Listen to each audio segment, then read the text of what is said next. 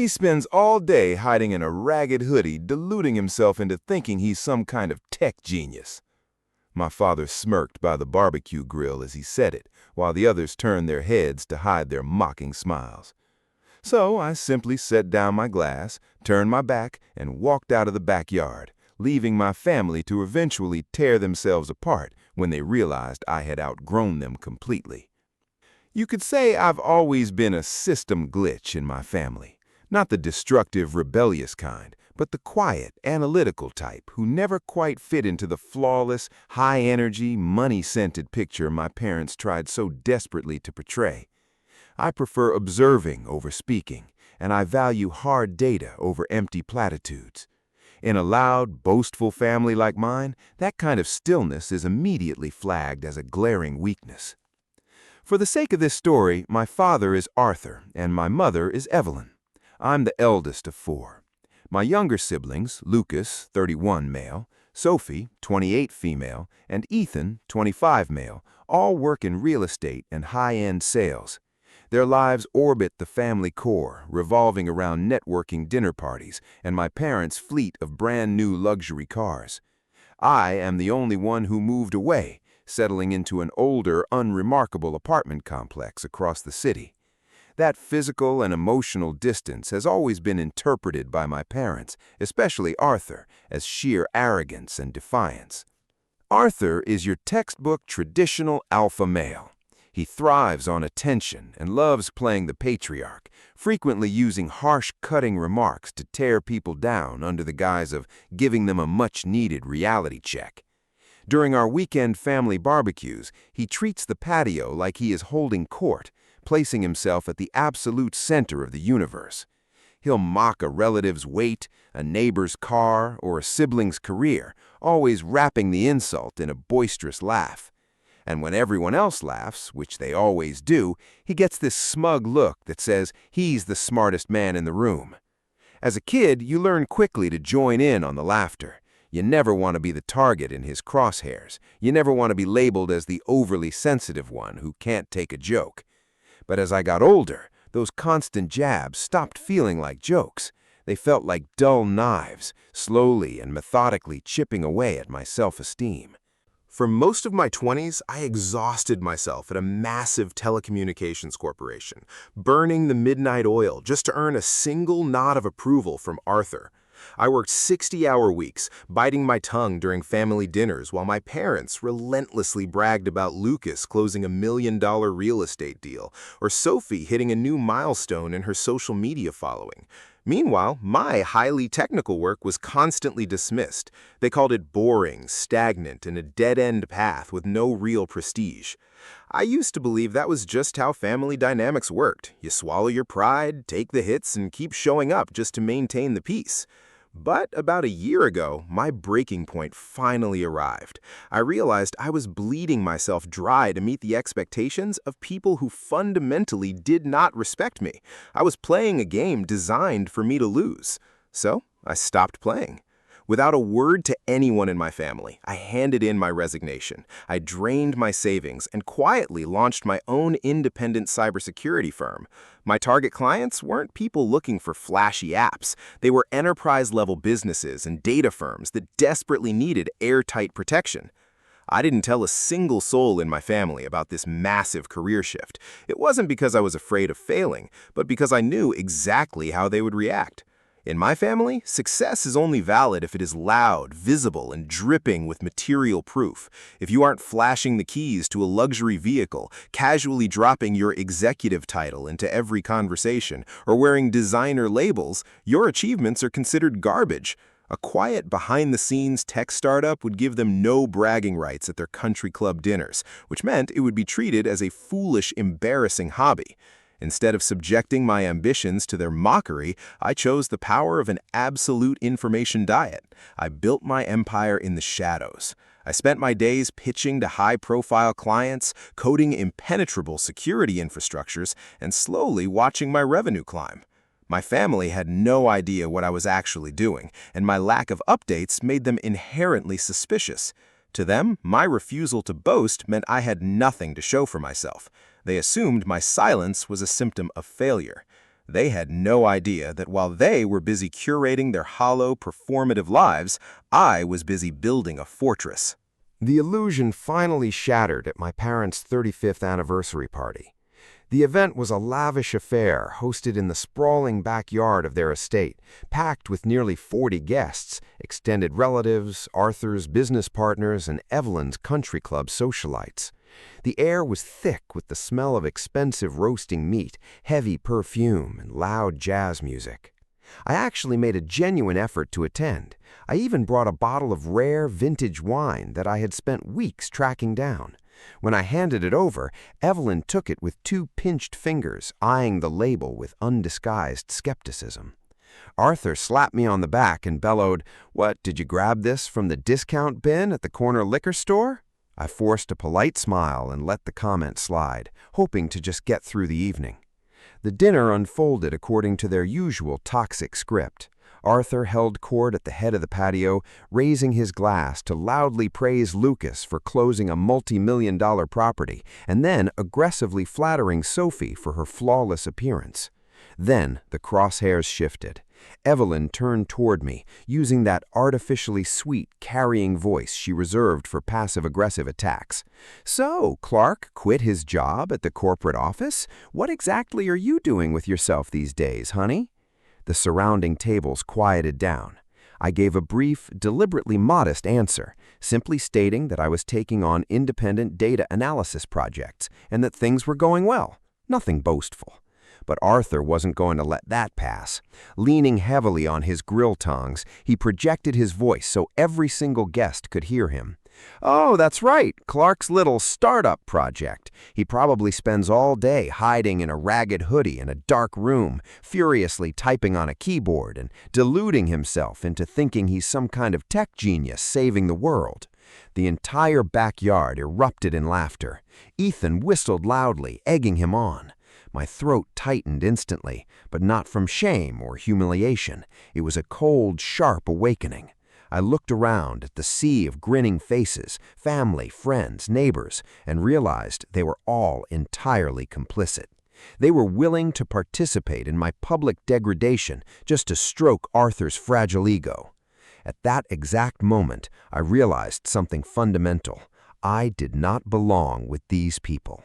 I didn't try to defend myself. I didn't raise my voice to argue, nor did I pull out my phone to prove my corporate contracts. I simply set my wine glass down gently on the patio table. The clink of the glass against the surface seemed incredibly loud to me.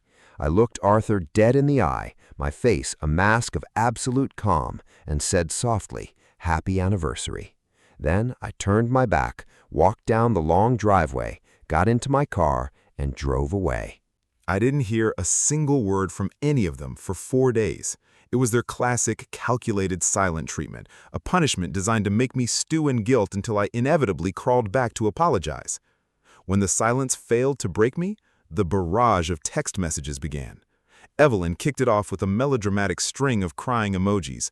"I was absolutely mortified when you just walked out. Why do you always have to ruin our special moments?" Lucas followed up shortly after. "Dad was just trying to lighten the mood. Stop playing the victim and grow up, Clark." Sophie delivered the final blow. "You really embarrassed us in front of Dad's partners. You owe them an apology." They were textbook gaslighting attempts, aggressively twisting the narrative. Suddenly, my quiet departure was the ultimate crime, while Arthur's blatant public humiliation was just harmless family fun. In the past, I would have taken the bait. I would have drafted long, desperate paragraphs trying to justify my feelings. But this time, I employed the gray rock method to absolute perfection. I gave them nothing. No anger, no sadness, no defense. I simply muted their notifications and let my phone screen light up silently on the kitchen counter while I reclaimed my peace of mind. My small, unassuming apartment had never felt more like a sanctuary. I woke up at 5 a.m. every day, went for a quiet run in the crisp air, brewed a strong cup of black coffee, and sat down at my monitors. I wasn't just healing in that silence. I was actively leveling up. In a beautiful stroke of irony, during the exact same week my family was busy gossiping in their group chats about what a sensitive failure I was, my business reached a massive milestone. After months of rigorous vetting, I won a highly competitive bid and signed a six-figure cybersecurity contract with a state-level financial agency. I was sitting in sterile boardrooms with high-ranking officials who looked at me with genuine respect. They called me an industry expert and trusted me to secure their most critical digital infrastructure. The contrast was staggering. The outside world was paying a premium for my intellect, while my own blood treated it like a punchline. I celebrated my new contract alone, with a good meal and a deep, restful sleep. However, I kept my guard up. I knew my family dynamics too well to think it was over. Narcissistic people who are obsessed with control do not handle being ignored gracefully. The quiet wasn't a surrender on their part. It was simply the heavy, suffocating calm before the inevitable storm. 2 weeks later, the anticipated storm finally made landfall. My apartment building's security desk buzzed my intercom informing me that my family was downstairs aggressively demanding to see me. I didn't buzz them up.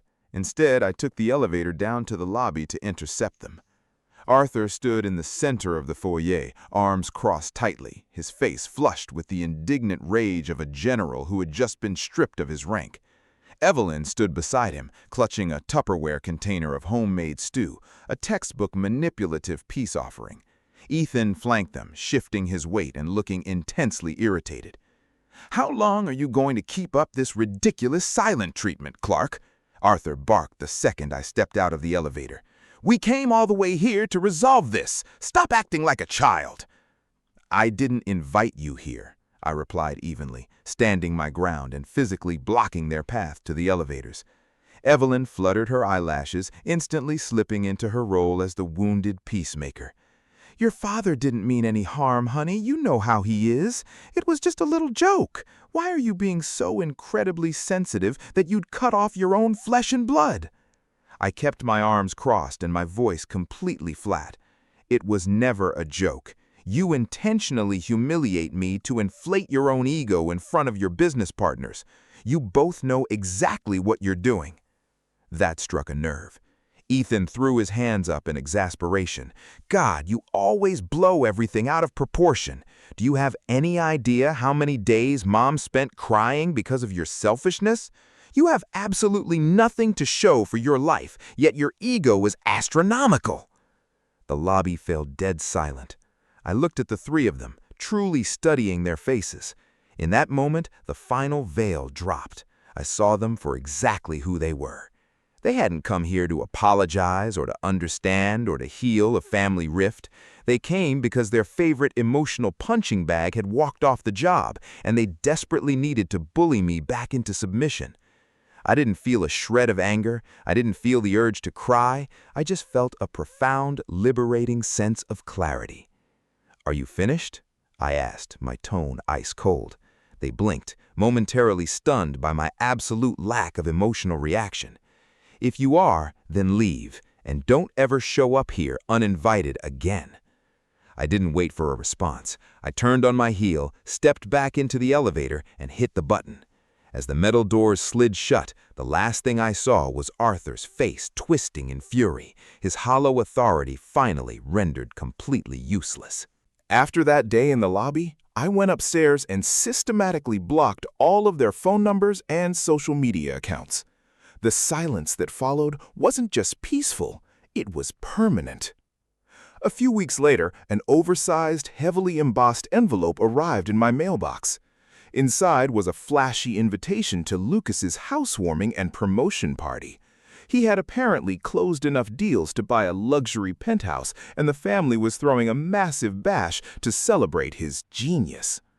Pinned to the invitation was a yellow sticky note with Evelyn's neat handwriting. "Family is everything. Please don't wear black to your brother's new house." They still believed I was the obedient, broken son who would eventually crawl back to the dinner table to avoid being ostracized. They thought they still held the power of inclusion over my head. I didn't even rip the invitation up. I just casually dropped it into the trash can and went back to work.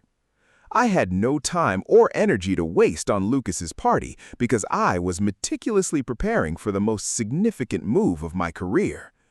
Thanks to the massive government contract I had just secured, along with several high-profile corporate clients, my cybersecurity firm had the capital to expand aggressively. It was time to step out of the shadows. I signed a lease for an entire commercial floor in a premium glass-clad building located in the heart of the city's tech district. By pure strategic coincidence, the building was situated exactly 3 blocks away from Lucas's luxury penthouse. I hired a top-tier architectural firm to design a workspace that reflected my brand. We built a sleek, minimalist, cyberpunk-inspired headquarters. It featured reinforced glass server rooms, biometric security locks, custom matte black workstations, and a massive cold chrome logo mounted on the main lobby wall that simply read, "Clark Secure Corp." It wasn't just an office, it was a fortress. It was physical, undeniable proof of my success. Then came the ultimate power move. I scheduled the ribbon-cutting and grand opening of my headquarters for the exact same evening as Lucas's penthouse party. While Evelyn was busy picking out pastel dresses and Arthur was practicing his boasting speeches, I was sending out beautifully minimalist digital invitations to a highly curated guest list. I didn't invite relatives or neighbors. I invited the people who actually ran the city. Tech CEOs I'd collaborated with, financial executives whose assets I protected, and government officials from my recent contracts. I wasn't doing this to throw a tantrum or to compete with my brother's shiny new apartment. I was doing it to establish an undeniable contrast. My family was about to throw a loud, chaotic party to celebrate superficial milestones and stroke their own egos. I was hosting an elite, professional gala to cement a real empire. The board was set, and I didn't even have to invite my family to make them realize they had already lost the game. The night of the grand opening, I stood in the center of my brightly lit headquarters, wearing a razor-sharp, custom-tailored charcoal suit. The ambient LED lighting reflected off the glass server rooms, creating an atmosphere that was elegant, intimidating, and reeked of quiet power. My guests arrived in a steady stream of luxury sedans. I clinked champagne glasses with the exact people who quietly shaped the city's economy: banking executives, state officials, and prominent tech investors. The event was flawless. No shouting, no desperate need for attention, just the low hum of genuine influence. Near the end of the evening, the heavy glass doors to the lobby slid open. It was Sophie. She stood frozen at the entrance, severely overdressed in a flashy, sequined gown, clutching a designer handbag. Her eyes darted wildly past the security guards, scanning the state-of-the-art workstations, before finally locking on to the massive chrome letters on the wall, "Clark Secure Corp." Her jaw practically unhinged. I excused myself from my conversation and walked over, a flute of champagne in my hand. "Are you lost?" I asked, a polite, entirely professional smile on my face. "Lucas's party was getting a bit loud, so I went for a walk," she stammered, her voice trembling. Is this yours, Clark?" I didn't answer immediately. Instead, a prominent regional bank director walked by, nodding respectfully at me. "Brilliant setup, Clark. We'll finalize that contract on Monday." I nodded back. Sophie watched the exchange, and I could practically see her entire worldview fracturing in real time. The brother she had always mocked was standing at the helm of an empire she couldn't even begin to comprehend. Unable to process the humiliation, she mumbled a hasty excuse and practically ran out the door. The real explosion happened the next morning. Tech Insider, the city's premier business magazine, published a sprawling feature article on my launch. The headline read, "Ruling the Shadows, Clark and the Quiet Cybersecurity Empire." It spread like wildfire. My phone, despite its block lists, began receiving voicemails from unknown numbers. The first was from Arthur. His voice was laced with venom, though underneath it I could hear sheer panic. "I saw the article," he snarled. "Getting an office is fine, but skipping your brother's promotion party to show off and humiliate your own family? You're pathetic and spiteful, Clark." Evelyn sent a frantic email. "How could you hide something this massive from us? You made your father and me look like absolute fools when people at the club asked about your business. We raised you. We deserve to be part of this." I didn't reply. I didn't even read the rest. They were still furiously clinging to their victimhood. They weren't genuinely angry that I hadn't attended a housewarming party, nor were they hurt by my silence. They were absolutely enraged because my success was entirely my own, and it was too big for them to belittle. They had lost their punching bag, and more importantly, they realized they could never take the credit for the empire I had built. The true closure arrived a month later at the National Cybersecurity Summit. I'd been invited as the keynote speaker, a massive honor in the tech industry. As I stood on the brightly lit stage, looking out over the auditorium filled with hundreds of industry professionals, my eyes locked onto a familiar face in the mid-tier seating area. It was Arthur. His old-school corporate firm had been hemorrhaging clients recently, failing to adapt to the modern digital landscape. He was attending the summit not as a VIP, but as a desperate guest trying to network his way out of a sinking ship. I didn't let his presence break my rhythm. I delivered my presentation flawlessly, speaking about building impenetrable defense systems, not just for servers, but for the human mind. I talked about identifying malicious internal threats and cutting off access to toxic entities before they can corrupt your core system. The metaphor wasn't lost on anyone. When I finished, the entire auditorium gave a standing ovation. As I walked out to the VIP parking lot, Arthur was waiting by my car. His shoulders were slumped, the arrogant posture of the family patriarch completely gone. "Clark," he began, clearing his throat and forcing a strained diplomatic smile. "That was a brilliant speech, really brilliant. Look, my company is upgrading our infrastructure. We need a top-tier security system. I figured why hire strangers when we can keep it in the family, right? Blood is thicker than water. Let's put the past behind us." I paused with my hand on the car door handle. I looked him up and down. I didn't feel the sting of his past insults, nor did I feel a triumphant rush of revenge. I just felt an overwhelming, peaceful indifference. "You're mistaken, Arthur," I said, using his first name, my voice perfectly flat and calm. His forced smile faltered. "Mistaken about what?" "Strangers pay a premium for my intellect and treat me with absolute respect. You just want to use my success as a lifeboat for your failing business and a stepping stone to stroke your ego. My firm has strict security protocols. We don't onboard clients with a history of malicious behavior." I didn't wait to hear his response. I got into my car, shut the heavy door, and started the engine. In the rearview mirror, I watched him standing completely frozen in the empty parking lot, looking incredibly small and utterly irrelevant. In the months that followed, the silence finally became permanent. Lucas tried to request a connection on LinkedIn. I simply deleted it. Evelyn stopped sending guilt-tripping emails. I didn't even need to keep their numbers blocked anymore, because they had finally realized that they had zero access to my world. I didn't forgive them, and I didn't seek their apologies. I simply erased their existence from my life. For years, I had believed I was the glitch in their perfect system. In reality, I was the upgrade. I had built my empire in the dark, and now I was finally free to walk out into the light.